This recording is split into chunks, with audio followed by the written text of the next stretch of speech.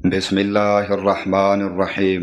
ابن جریج نے کہا، میں نے نافع سے پوچھا، آپ نے ابن عمر رضی اللہ عنہما سے کیا سنا؟ وہ احرام والے شخص کے لیے کن جانوروں کو مارنا حلال قرار دیتے تھے؟ نافع نے مجھ سے کہا، حضرت عبداللہ بن عمر رضی اللہ عنہما نے کہا کہ میں نے نبی صلی اللہ علیہ وسلم کو فرماتے سنا، 5 موذی جانور ہیں، انہیں مارنے میں ان کے مارنے والے پر کوئی گناہ نہیں: کوا، چیل، بچھو، چوہا اور کاٹنے والا کتا۔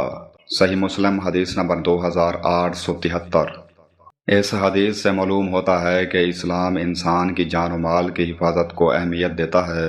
ایسے جانور جو نقصان پہنچاتے ہوں یا خطرناک ہوں، انہیں حالت احرام میں بھی مارنے کی اجازت دی گئی تاکہ لوگوں کو تکلیف اور نقصان سے بچایا جا سکے۔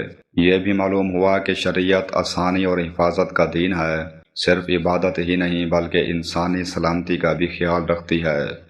ابن جریج نے کہا، مجھے عطا نے خبر دی، کہا میں نے ابن عباس رضی اللہ عنہما سے سنا، وہ ہمیں حدیث بیان کر رہے تھے۔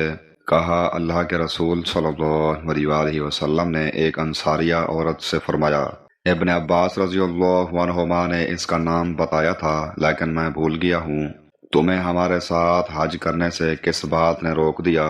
اس نے جواب دیا، ہمارے پاس پانی ڈھونے والے 2 ہی اونٹ تھے، ایک پر اس کے بیٹے کا والد، شوہر اور بیٹا حج پر چلے گئے ہیں، اور ایک اونٹ ہمارے لیے چھوڑ گئے، ہم اس پر پانی ڈھوتے ہیں۔ آپ نے فرمایا، جب رمضان آئے تو تم عمرہ کر لینا، کیونکہ اس رمضان میں عمرہ کرنا حج کے برابر ہے۔ صحیح مسلم حدیث نمبر 3038۔ اس حدیث میں رمضان المبارک میں عمرہ ادا کرنے کی بڑی فضیلت بیان ہوئی ہے۔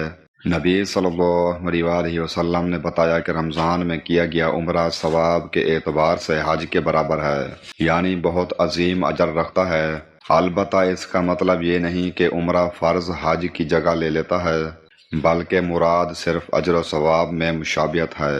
یہ حدیث رمضان کی برکت، عبادت کی اہمیت اور اللہ کی رحمت کو ظاہر کرتی ہے۔